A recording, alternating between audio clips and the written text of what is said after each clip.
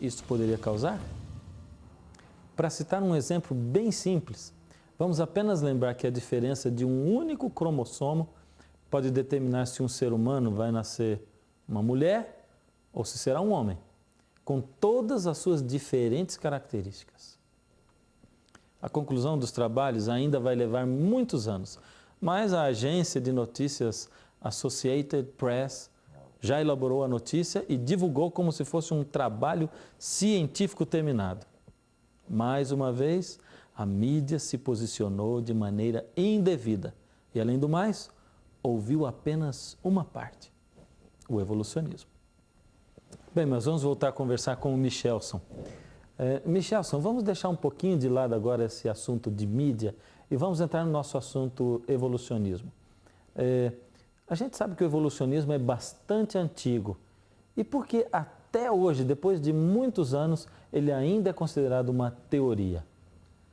Sem dúvida, a melhor maneira de a mídia contribuir para desfazer esses mal-entendidos, essas mistificações, seria exatamente procurar explicar para a população em geral o que é exatamente a ciência. Infelizmente, a mídia nem sempre tem feito isso, né? Seria bom também dizer que, na verdade, Galileu Galilei, o grande astrônomo italiano, foi quem lançou as bases da ciência experimental. Para Galilei, as teorias deveriam ser testadas e repetidas a fim de serem consideradas verdadeiras. Foi graças a ele que se pôde fazer separação entre o imanente e o transcendente, ou seja, aquilo que é palpável, testável, reprodutível e aquilo que pertence aos domínios do transcendente, que está além da ciência. Como dizia um dos pais da física moderna, o Niels Bohr, resumindo esse pensamento de Galileu, não existem teorias bonitas nem teorias feias. O que existem são teorias verdadeiras ou teorias falsas. Portanto, eu acho que a ciência não pode descobrir Deus pelo simples fato de que a ciência lida com o imanente, com o testável, e jamais poderá chegar ao transcendente. Costuma-se dizer até que tentar descobrir Deus pela ciência seria algo como medir estrelas com uma fita métrica. É uma impossibilidade. Uma teoria como a da evolução das espécies, por exemplo, com tantos elos perdidos, desenvolvimentos milagrosos, como, por exemplo, a formação do olho, da visão, né? A formação do cérebro, essa máquina fantástica, né? A questão do DNA, da tremenda complexidade do código genético, extinções inexplicáveis, fenômenos irreprodutíveis, isso tudo não se trata de ciência galileana ou ciência experimental, porque não pode ser demonstrado em laboratório.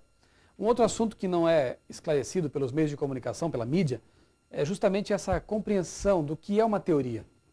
Eu tenho aqui comigo alguns livros de alguns pensadores que se declaram evolucionistas, como por exemplo, Marcelo Gleiser, no livro A Dança do Universo, ele afirma que teorias científicas são supostamente testáveis e devem ser refutadas se elas não descrevem a realidade.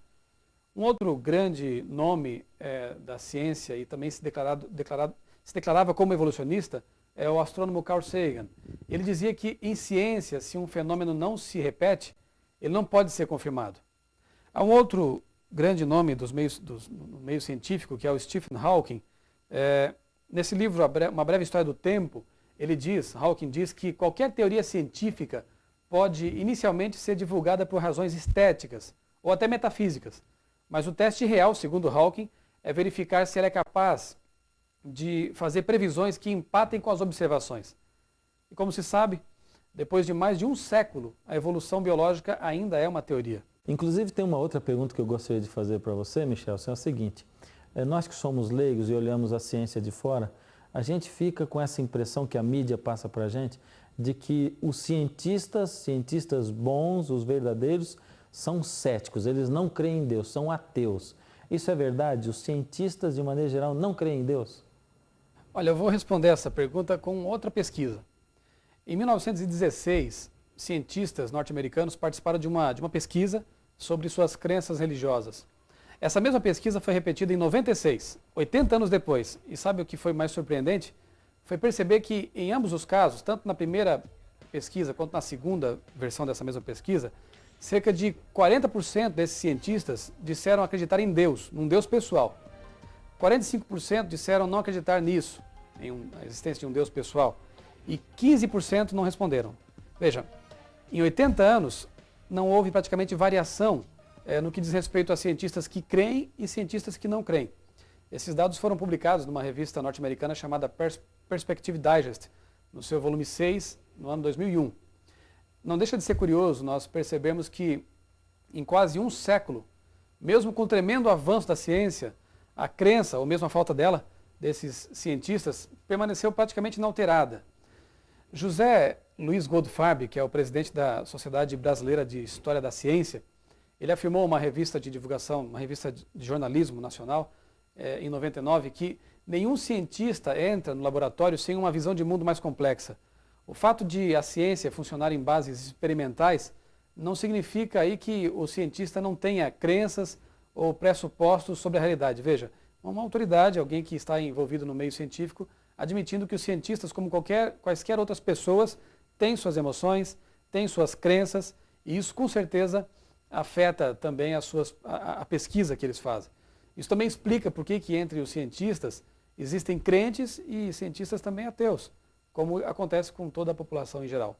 Se a existência de Deus fosse algo que pudesse ser demonstrado pela ciência, ou mesmo a não existência de Deus pudesse ser provada aí pela ciência experimental, eu creio que só haveria um grupo de cientistas, ou cientistas que creem, ou cientistas que não creem.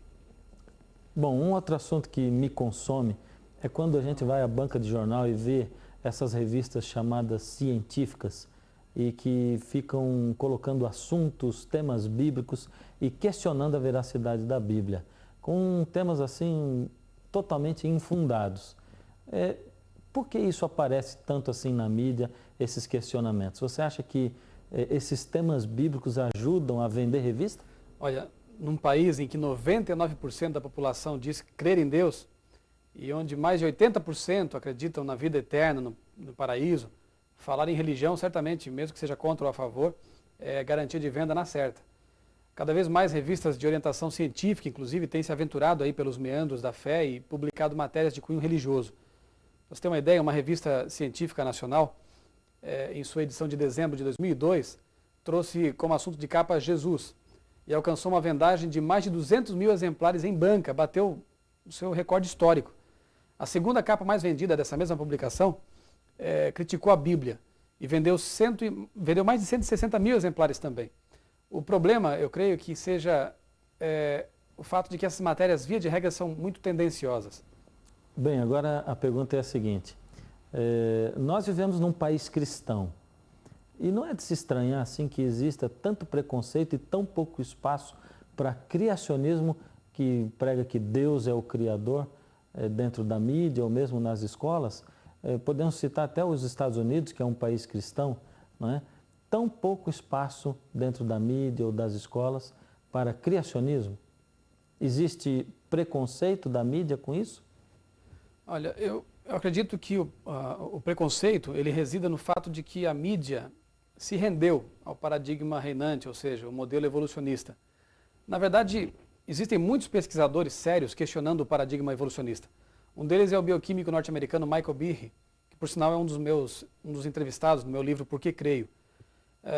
Behe, que é bioquímico, afirma que nenhum dos trabalhos publicados no Journal of Molecular Evolution, um jornal prestigiado no meio científico, que diz respeito ao assunto da biologia molecular, ele diz que nesse jornal, durante todo o curso da sua existência, da sua vida editorial, jamais propôs um modelo detalhado através do qual um sistema bioquímico complexo